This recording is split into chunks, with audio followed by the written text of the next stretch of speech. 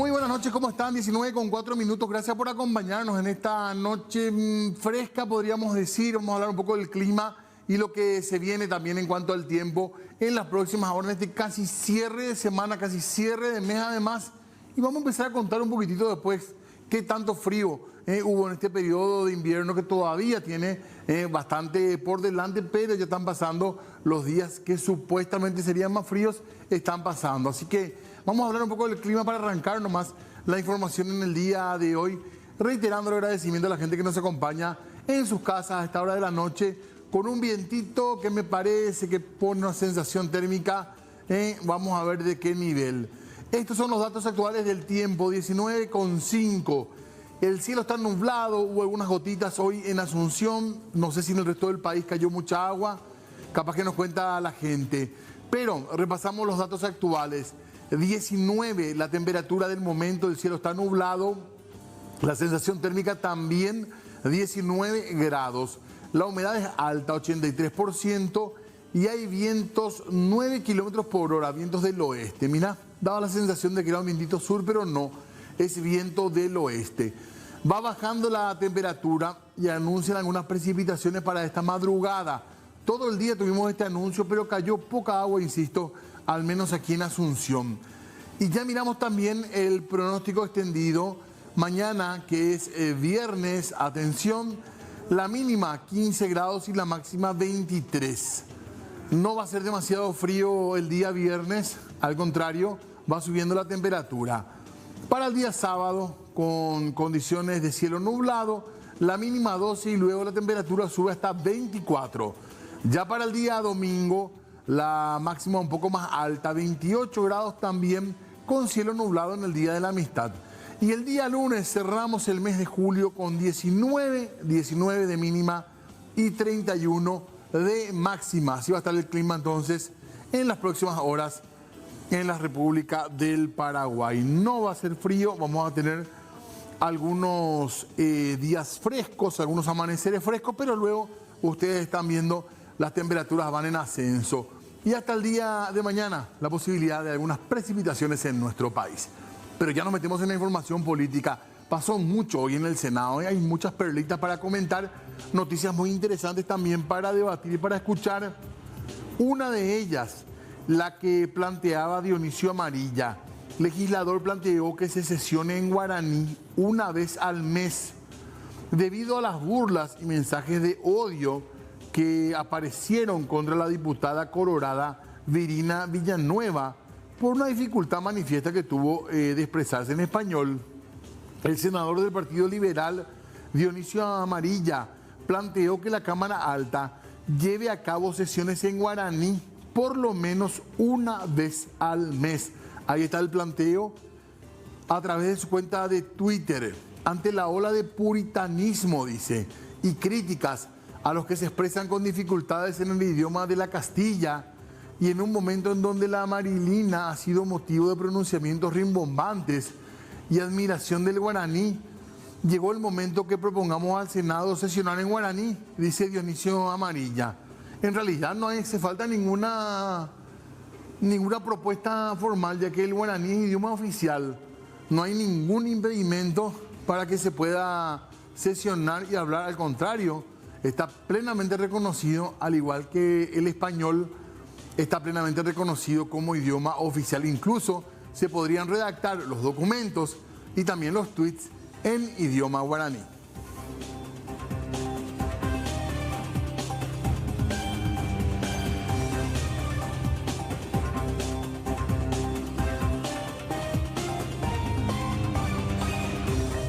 Y atención la gente de Paraguarí en especial, vamos hasta ese departamento para comentarles de esto. Tiene que ver con educación y tiene que ver muchas veces con lo que decimos, que se invierte a veces en infraestructura, pero no se atiende si realmente se va a poder sostener esto en el tiempo. ¿Por qué hablamos de esta situación? Porque instituciones de Paraguarí beneficiadas con un proyecto de Copaco y de la MITIC están sin internet. Estamos hablando de 15 instituciones educativas de 7 distritos del departamento de Paraguarí que fueron en principio beneficiadas mediante un proyecto que se llama de construcción de una red de telecomunicaciones para mejorar las condiciones de aprendizaje. Suena lindo, suena bien, aparte largo el nombre del proyecto. Pero ¿cuál es el problema?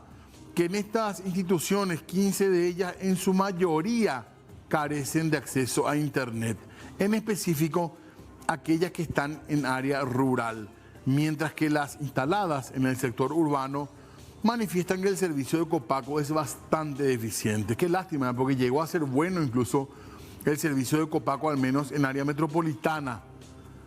El Ministerio de Tecnologías de la Información y Comunicación, MITIC, había firmado un acuerdo con Copaco el 14 de julio del 21 con el fin de incorporar tecnologías en las aulas para mejorar las condiciones de aprendizaje de los alumnos y también la gestión en el sistema educativo. Hoy la realidad es que pese a la inversión, pese al compromiso, a lo lindo que suena el acuerdo, 15 de esas escuelas están sin Internet.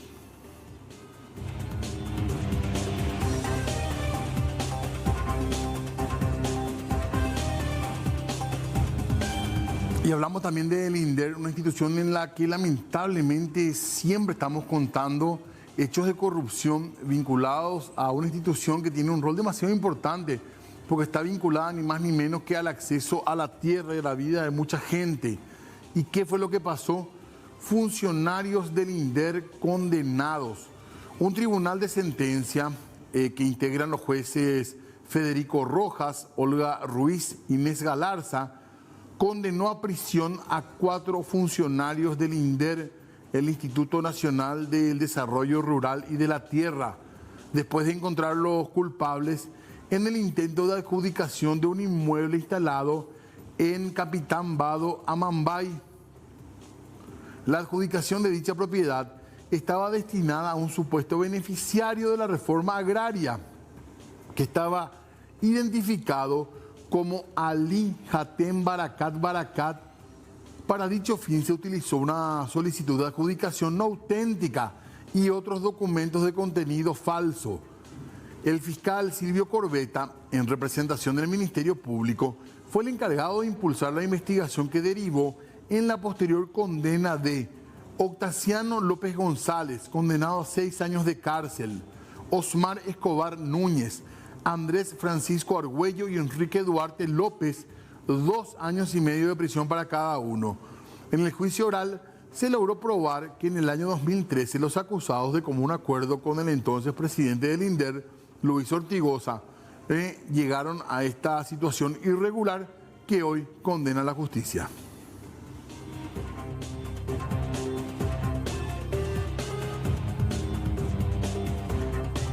Y lamentablemente seguimos hablando de hechos vinculados a políticos, a investigaciones y además a un sistema judicial como el nuestro, para referirnos a Miguel Prieto, a quien estamos viendo ahora en pantalla, intendente de Ciudad del Este, que recusó a toda una unidad fiscal.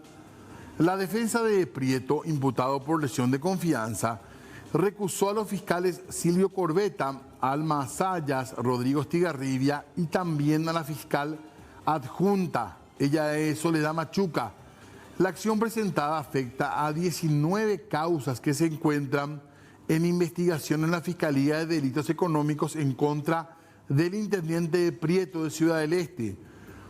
En la lista se citan denuncias contra Prieto por lesión de confianza, estafa, asociación criminal, producción de documentos no auténticos, entre otros. En una de estas causas está imputado por lesión de confianza, por un perjuicio patrimonial de 1.700 millones de guaraníes. Esto habría ocurrido, según la Fiscalía, durante la pandemia del 2020. Prieto recusó a toda la unidad fiscal.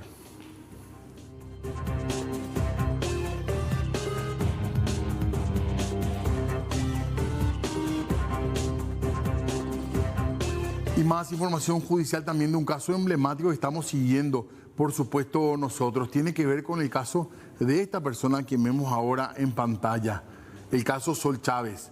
El Ministerio Público y la querella adhesiva pidieron durante los alegatos finales 5 años de prisión y la prohibición de ejercer la profesión para la odontóloga Lilia Graciela Espinosa de Rodríguez, también para la químico-farmacéutica Sandra Natalia Hermosa, ambas procesadas por homicidio culposo por un caso de presunta mala praxis que derivó en la muerte de la joven estudiante María Sol Chávez. El representante legal de la familia, el abogado de la víctima, sostuvo durante el juicio que se produjeron elementos probatorios suficientes que tienden a demostrar la participación de las acusadas, tanto por la prescripción de la receta con exceso de flúor como para la preparación.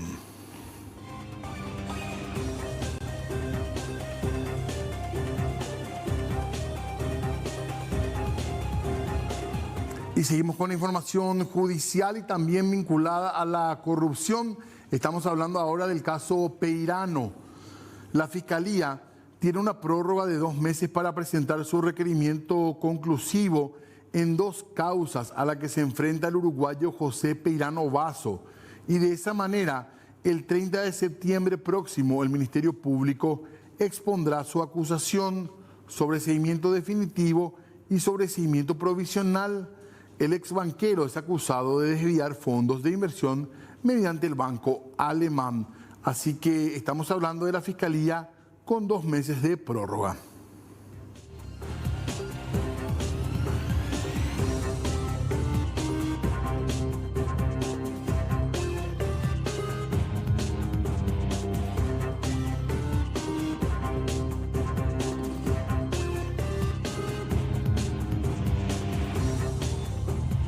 Información política ahora para referirnos al presidente de la República, Mario Abdo Benítez, que de alguna manera se puede decir que respondió a lo que es un pedido de expulsión del Partido Colorado.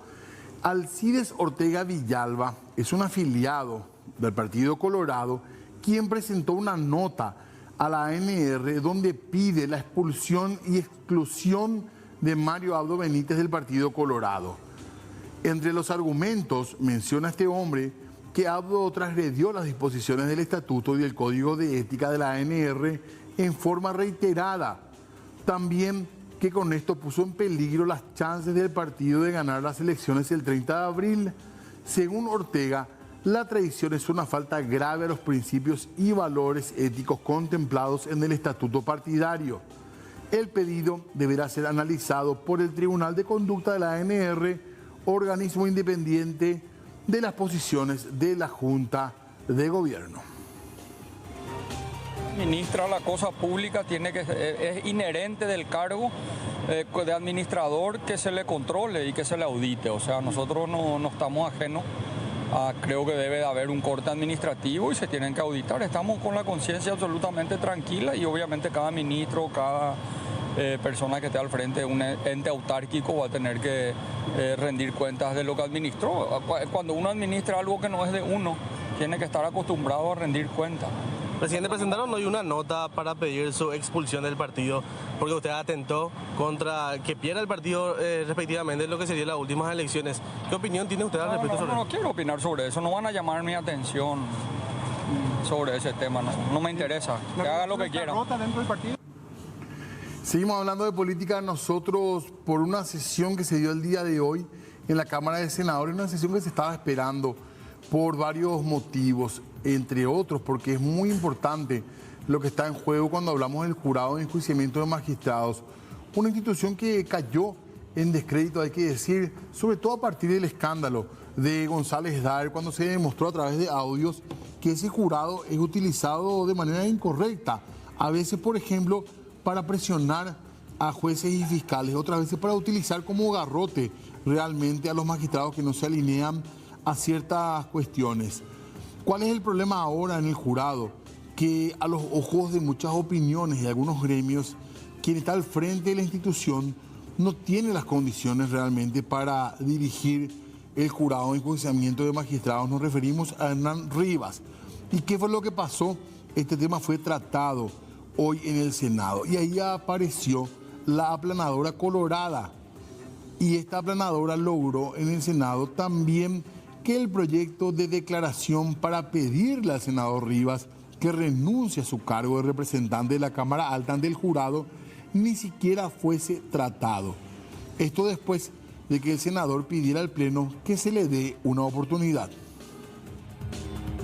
Para representar a esta Cámara Alta en el jurado de enjuiciamiento de magistrados. El requisito establecido por la Constitución Nacional habla de que sea abogado y ambos candidatos cumplen con ese requisito. O sea que el Senado de la Nación no cometió ningún acto de arbitrariedad a nombrar a estos dos legisladores. En segundo lugar, creo que el colega Rivas fue electo presidente del jurado por unanimidad. O sea que el propio doctor Paciello, que hoy está renunciante a la vicepresidencia, lo votó también. O sea, ya no es responsabilidad del Senado determinar si sus dos representantes van a ser presidente, vicepresidente o secretario de la comisión directiva del jurado de enjuiciamiento de magistrados.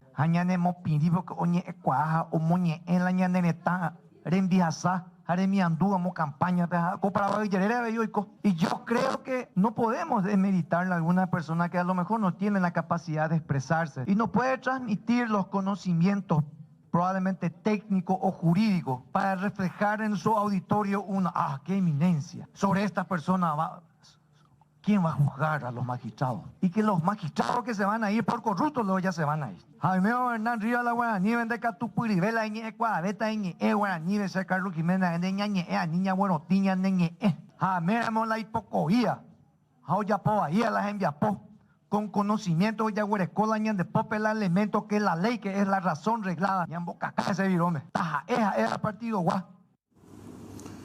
Bien, ¿y qué decía el afectado? Podríamos decir en este caso, aunque para muchos los afectados son otros, los que forman parte del sistema judicial. Pero ¿qué decía Rivas? Básicamente ya, por supuesto, con conocimiento de que no había chance de que prospere este pedido, pidió que se le dé una oportunidad para demostrar que es capaz como titular del jurado. Hernán Rivas se defendió ante el pedido de renuncia como representante del Senado en el jurado.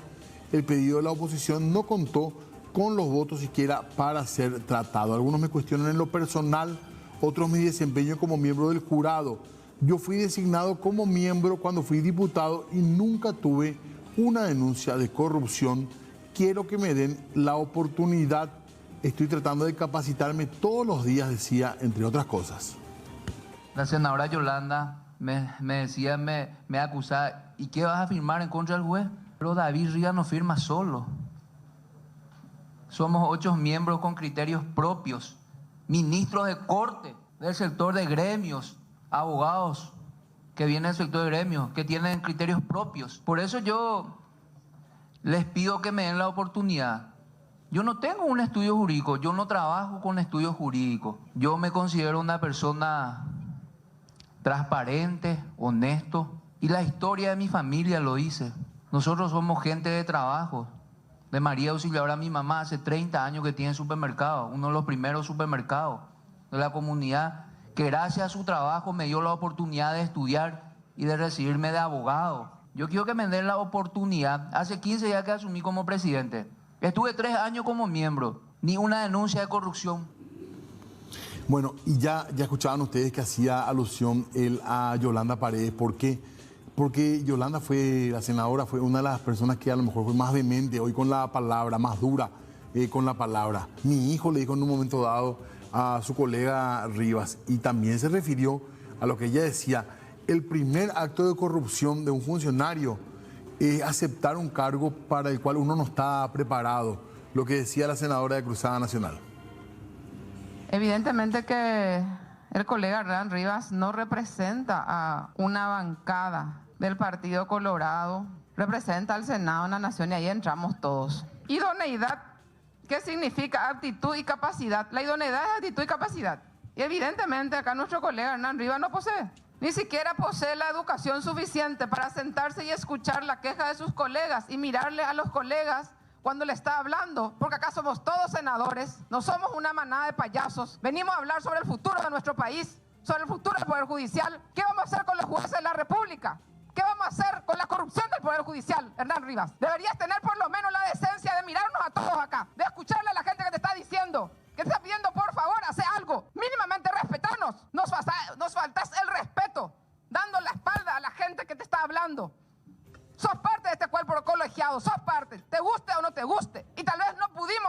oportunidad de votar con decencia. Pero ya que estás en ese cargo, pues da la cara, mi hijo. Da la cara. Evidentemente, aparentemente, vas a quedarte con los votos acá suficientes, porque UAU te eligió una mayoría circunstancial. Vos te vas y te quedás ahí, mi hijo. Te sentás y aguantás. Esa es la sensación que yo tengo de vos, que te asusta el cargo. Entonces, dale lugar a otra gente que tiene más templanza, porque vas a necesitar templanza para firmar resoluciones en contra de jueces corruptos, que realmente merecen estar fuera del Poder Judicial. Pero vos sos nuestro representante, a mí no me interesa el resto. Vos me tenés que representar a mí, Hernán Rivas. Vos me tenés que representar a mí. Bueno, ahí estaba parte entonces de lo que decía Yolanda Paredes. Le pedía que por lo menos le mire mientras que estaba hablando. Caliente estuvo la sesión. Se sabía que no habían los votos, pero hubo sí discusión. Vamos a hablar de más novedades políticas en un rato, porque tenemos que hacer una breve pausa. 19 grados ahora, baja un poco la temperatura. No va a ser demasiado frío tampoco mañana y se aguardan algunas precipitaciones en el arranque de la jornada, así que a tomar las precauciones. Breve pausa y ya volvemos.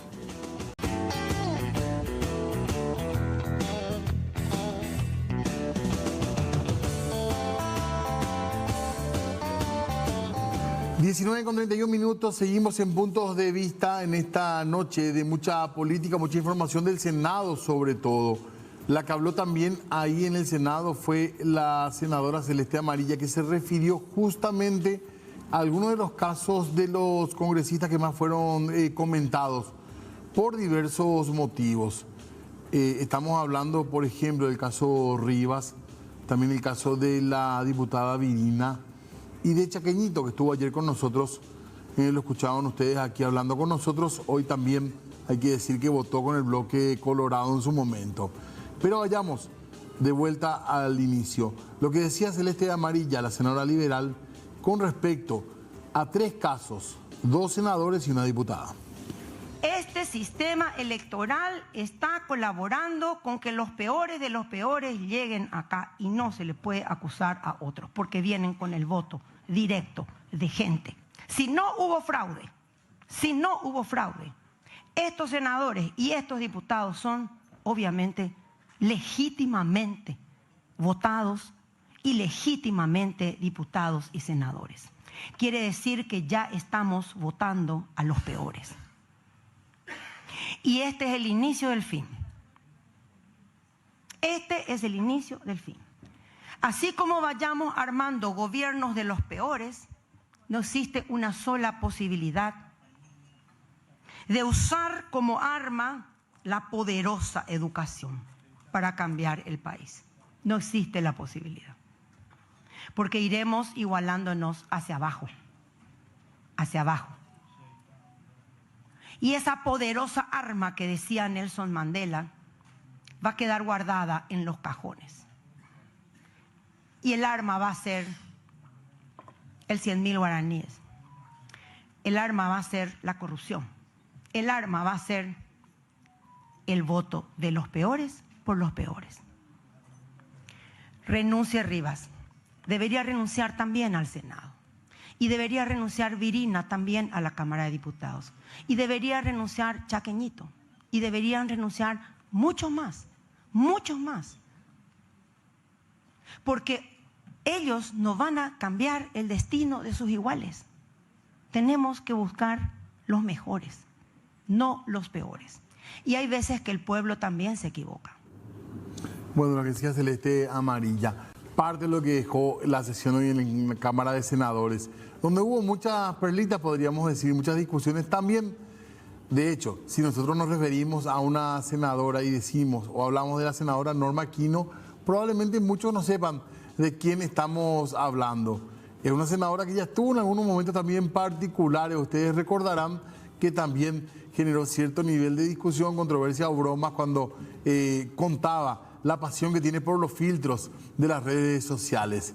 Ella se hace llamar Yaminal, así llegó al Senado, con ese nombre hizo toda su campaña y ahora quiere que se la llame de esa manera en la Cámara de Senadores y eso también generó discusión. Como apodo Yaminal, así como a Bachi Núñez le puedo decir como apodo Messi. Vos podés, o sea, le están diciendo Bachi, le está diciendo Paco Va, o sea, yo no voy a poner mi firma Yami, o sea, me dicen porque es mi apodo. Demasiado vuelta es para una macanada. Ahora, sobre el punto de la senadora Celeste Amarilla, se le concede el uso de la palabra. No basta ser sino parecer. Yo me parece que no está bien que tome a mal la senadora Norma, porque entiendo lo que decía Salín. Respetemos alguna forma. Vamos a terminar siendo Nano, Yami, Paco Va, no sé, a mí me pueden decir Britney Spears, por ejemplo, me encanta. Entonces, después va a ser Messi, el otro, más payaso. Yo soy Messi. Después ya vamos a poner aquí Messi. Después va a poner ya su remera con el tongo, ¿entendés? Gracias, señora senadora. Como apodo Yaminal, así como a Bachi Núñez le puedo decir como apodo Messi. Vos podés, o sea, le están diciendo Bachi, le está diciendo Paco Va, o sea, yo no voy a poner mi firma Yami. Bueno, ahí estaba la información vinculada al Senado.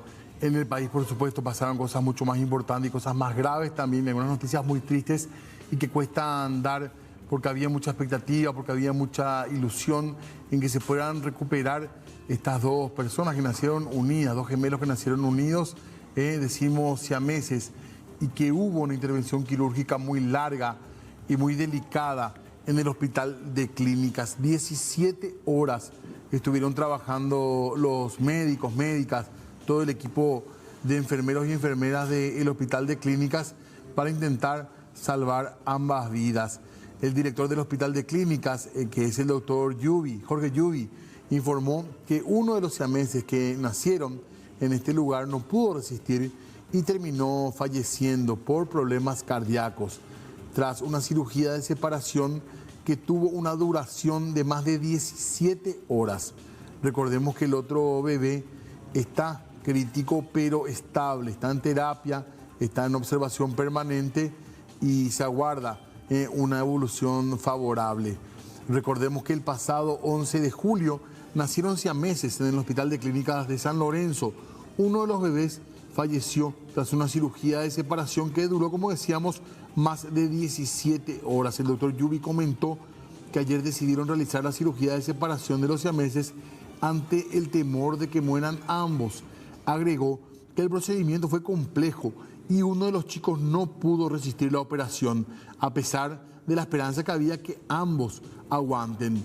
Las condiciones anatómicas y fisiológicas no eran compatibles con que pueda resistir sin estar unido a su hermano, porque si bien no compartían el corazón, el de este chico no estaba muy desarrollado.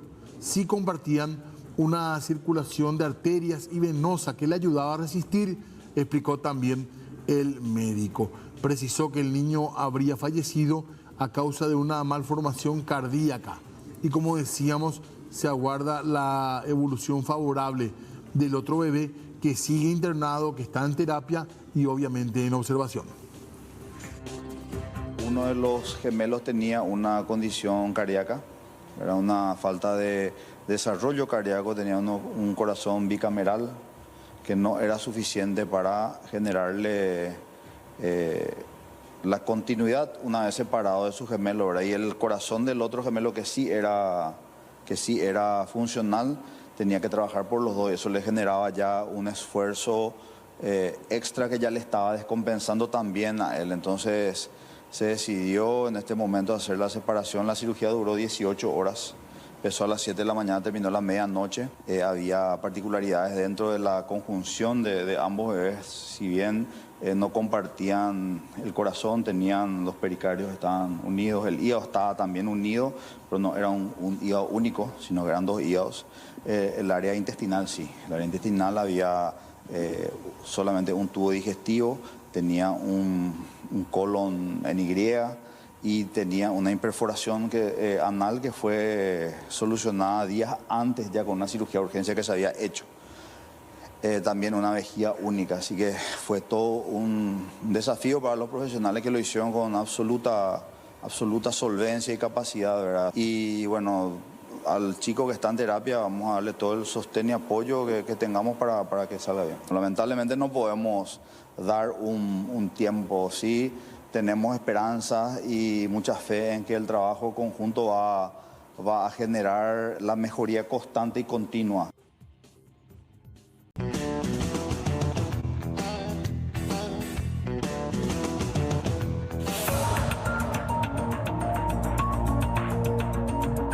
Estamos actualmente con un brote importante de varicela de estudiantes suboficiales del Comisoe que estamos trabajando en conjunto con las autoridades también de dicha institución.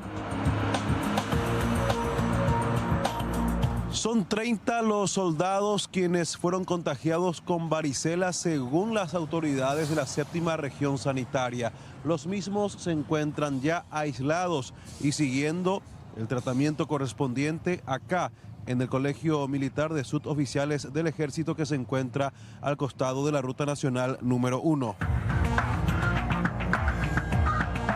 En epidemiología, justamente hoy la doctora Pastora en conversación en horas de la mañana ya estaba en el lugar viendo un poquito el reporte de cómo están evolucionando dichas personas. Están estables, más que nada por el riesgo de contagio, es que estamos cumpliendo un protocolo de que se aíslen en los lugares donde están actualmente y como comentar a la comunidad de este riesgo de esta enfermedad infectocontagiosa, viral. El ingreso dentro del país de la vacuna es a partir del 2012-2013. Entonces, todas las personas, los adultos, jóvenes, siempre que no hayan contraído dicha enfermedad, tienen un riesgo siempre de contagiarse. Tiene ya la vacuna en el país, todos los niños deben estar inmunizados al año 5 meses y a los 5 años con dicho biológico. Entonces, recordar una vez más a los padres de familia de que acudan con sus chicos a los vacunatorios a que tengan esta vacuna. ¿Qué tan grave es la enfermedad, doctor? Sabemos que es muy contagiosa. ¿Qué tan grave puede ser? Sí, algunos casos se pueden complicar. La gran mayoría es autolimitada, más que algunas manifestaciones eruptivas de la piel, sobre todo en características en la parte del dorso. Un cuadro similar también a lo que es una gripe. De repente pueden tener también la conjuntiva inflamada, también secreciones nasales, que justamente es la vía de transmisión, ¿verdad? Estas secreciones del paciente infectado. Los contagios podrían aumentar, según el director de la 7ª región sanitaria, quien dispuso que se realice vigilancia sanitaria permanente en este lugar, así también a los familiares de los soldados porque están en riesgo de contagio, según afirmaron.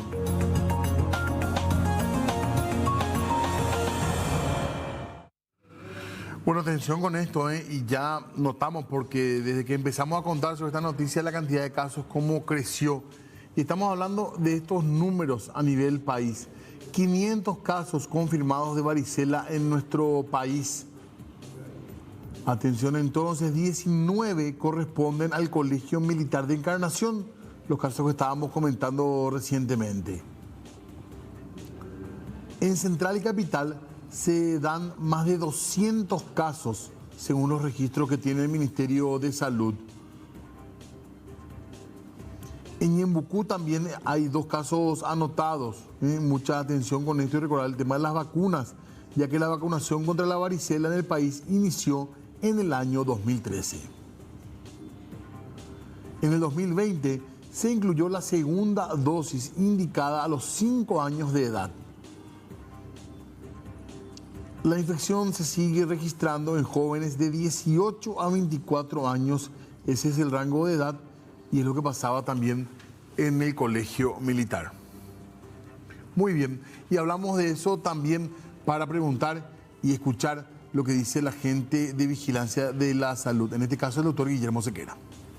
Tenemos alrededor de 15 o 20 casos reportados por semana, toda la semana, La varicela era una enfermedad mucho más prevalente, inclusive hace 15, 20 años. Había muchísimos casos, pero a partir del 2000, más o menos 2012, 2013, se agrega dentro del esquema de vacunación la vacuna contra la varicela y empezamos ya a ver un descenso importante. Y del 2020, en plena pandemia también se agregó la segunda dosis. Antes solamente era una dosis, que ya servía bastante bien, pero dejaba todavía unos flancos para que tengamos brotes, haya personas todavía con varicela. Pero en el 2020 se agregó la segunda dosis de la vacuna para la varicela. La primera dosis se pone en los niños a los 15 meses, más o menos al año y medio, y la segunda dosis, que se agregó recientemente, se agrega a los 5 años. Con esto estamos creando como unas cohortes, como los jóvenes de ahora prácticamente ya no tienen esta enfermedad, ¿no? Vemos cada vez menos y compartir la verdad con tu equipo de producción, no sé si se puede ver los números. Vemos que hay todos los años, todas las semanas, como decía, hay como 15, 20, 12 casos de varicela, generalmente aumentan en el periodo de primavera, el inicio del verano, es cuando se ven la mayoría de los brotes, pero tenemos todo el año. Hasta ahora hay más de 400, casi 500 casos ya acumulados, 460 por ahí, casos que ya tuvimos, que están registrados. Este chico que estaba hablando la doctora Estela Torres, no tenemos registro de que haya estado vacunado, por eso recomendamos la vacunación para los padres. La vacuna gratuita, son 2 dosis, repito, al año y medio la primera, a los 5 años la segunda. Es importante que los chicos estén vacunados. Bueno, la varicela, como digo, mucha gente comúnmente se le llama virus A, la gente lo conoce como un salpullido que tiene como unas vesículas, ¿verdad? Que se acompañan de fiebre. Se parece a un montón de otras enfermedades muy similares que nosotros le llamamos las enfermedades exantemáticas. Pero yo no voy a entrar en detalles para que la gente diga, no, este es varicela, este es otro tipo de salpullido, este es un herpes. No, acá lo importante es cuando un niño está con fiebre y tiene estos brotes como este salpullido, porque puede ser sarampión también, recordemos, sarampión es mucho más grave, mucho más contagioso. Entonces, yo no voy a dar recomendaciones de cómo diferenciar. Acá lo importante es ir al médico. El médico que tiene la responsabilidad de diferenciar, de hacer el diagnóstico diferencial de las posibles enfermedades, hacerle un test si hace falta, ¿verdad? Evaluar si tiene criterio de gravedad para que está hospitalizado o no. Entonces, cuando tenemos un niño con un sarpullido generalizado, que generalmente empieza en cabeza, en rostro, detrás del cuello, por ahí se va extendiendo por el cuerpo, hay que ir a consultar. Nos estamos despidiendo ya nosotros, estamos casi en tiempo de QAP, ya en instantes vienen con muchísima información policial. Y nosotros nos vamos con estas breves pero importantes noticias.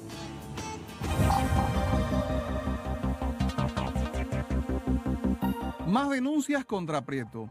El intendente de Ciudad del Este, Miguel Prieto, sumó 2 nuevas denuncias en su contra el supuesto mal uso de los recursos provenientes del impuesto inmobiliario de los ejercicios fiscales 2019, 2020, 2021 y 2022. En total, el titular de la comuna esteña acumula unas 28 causas judiciales en su contra. Convención Partido Liberal. El directorio del Partido Liberal Radical Auténtico ratificó en sesión extraordinaria que su convención nacional se llevará a cabo el próximo 6 de agosto en el Polideportivo Municipal de Fernando de la Mora y en el que aseguran que una de sus atribuciones es la de destituir por resolución al actual presidente del partido, Efraín Alegre. Basura patológica en Encarnación. Recicladores de Encarnación denunciaron que entre la basura orgánica que llega al vertedero viene mezclada en bolsas comunes residuos patológicos como jeringas y otros desperdicios hospitalarios.